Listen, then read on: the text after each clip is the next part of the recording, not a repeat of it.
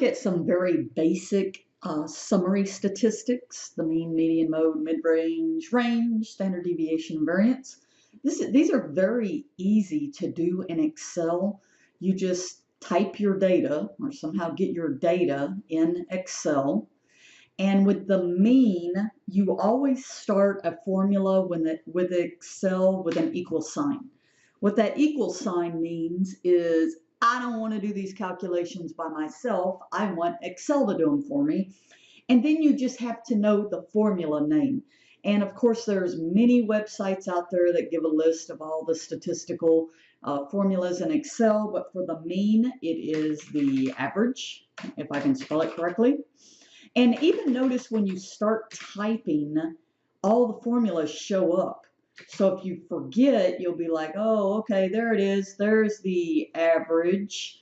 And then after you type in the function name, I actually clicked on it, but if you were typing, you'd open a parentheses, and inside the parentheses is your data. So you don't want to sit here and type these numbers, because what if you did another class and the grades changed? You want to actually reference these cells. And so you could either just type A2, because remember, a cell consists of the column and the row. So A2 would be that 98 right there. And then you could type A3 and so on. Or in Excel, it's pretty cool. You can actually click and drag with your mouse. And notice it did A2 with a colon, so that's like A2 through A9. I close my parentheses and I press enter, and that's the mean of these data values. The reason you like to reference cells is, what if you came back and said 34? That's not correct. That should be 74. Watch the mean when I hit enter. It updates. So it'll update based on your data. All right, so let's put that back to 34. The median, remember the median is the middle number, and we have what, 1, 2, 3, 4, 5, 6, 7, 8 values. So that means if you cut them in half, there's 4 on one half, 4 on the other half. So there's not a true middle number. So how you would find the actual median is you would put these in order and take the 2 middle values and average them. Or you let Excel do it for you. So equals, guess what? There is a median. Open up parentheses, highlight my data, close my parentheses, and that tells me the median is 83.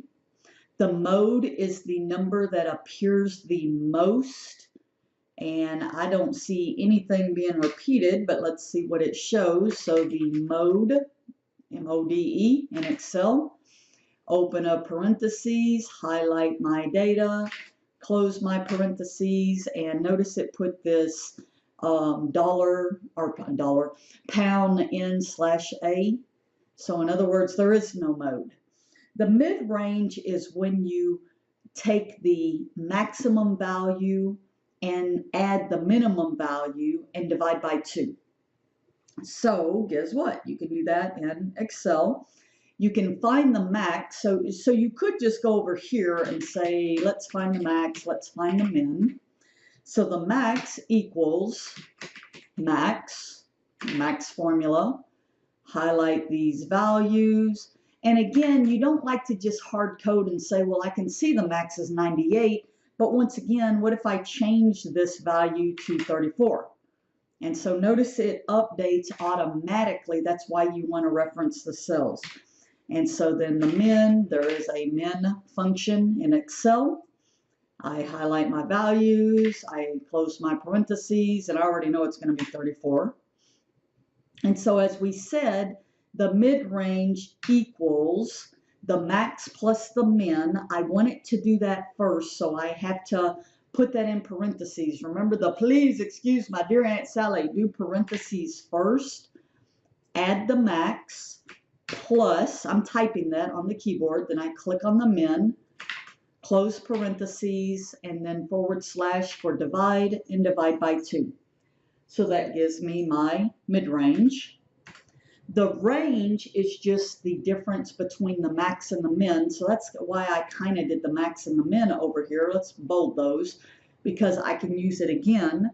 The range equals the max minus the min. Press enter. So that's my range of my data. The standard deviation, the spread of our data, equals Stdev. And you can see a whole bunch of these in here. It depends on which Excel you have. You have to be careful because if you have a newer Excel and you're going to use these, use the sample.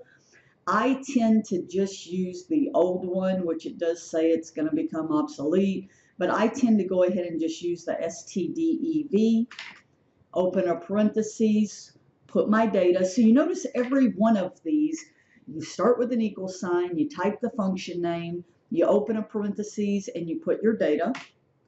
So that's pretty big standard deviation. Well, it's because we have a low number 34, and then the rest of the numbers seem to be pretty high.